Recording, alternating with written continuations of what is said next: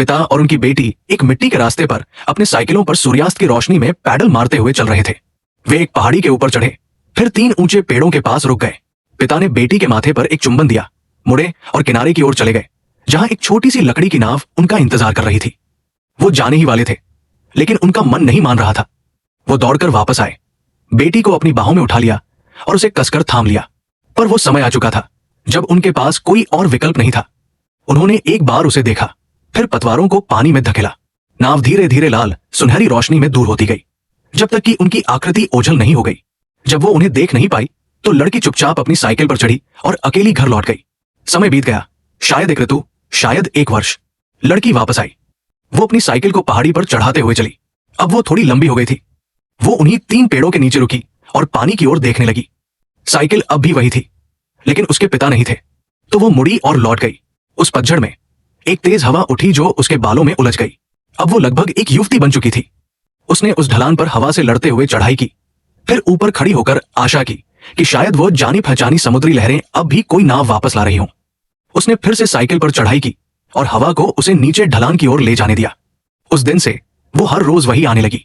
उसके पिता की पुरानी साइकिल अब वहां नहीं थी। उसके अपने दोस्त थे, फिर भी वो पानी की ओर देखे बिना नहीं रह पाती थी। वर्षों बीतते गए। उसने एक युवक से मुलाकात की और कभी कभी दोनों एक साथ उस पहाड़ी पर खड़े रहते। और भी कई साल बीते। वो मां बन गई। जब उसका पति और बच्चा लहरों के किनारे खेलते, वो अलग खड़ी रहती। उसकी नजर क्षितिज पर टिकी रहती। जब वो फिर लौटी तो वो अकेली थी। अब वो मुश्किल से साइकिल को संभाल पाती थी। उसके कदम लड़खड़ा रहे थे। उसने अपने जीवन भर देखा था। अब वो विस्तृत कीचड़ से भरा मैदान बन चुका था। समय चलता रहा। वो बूढ़ी हो चुकी थी, इतनी कमजोर की साइकिल चला नहीं सकती थी। फिर भी वो जिद के साथ उसे ढकेलते हुए उसी रास्ते पर चढ़ती रही। एक आखिरी बार। अब वहां सूखी घास और लंबी झाड़ियां थी जो उस खाली जगह को भर चुकी थी। वो रुकी नहीं। उसने बाहर की ओर नहीं देखा। वो सीधे उस झाड़ी में चली गई, उस पिता की तलाश में जो उसे बहुत पहले छोड़ गया था। एक छोटी सी खुली जगह में उसे वो नाव मिली जिसकी देह अब टूटकर भूरी हो गई थी। वही नाव जिसमें उसके पिता गए थे।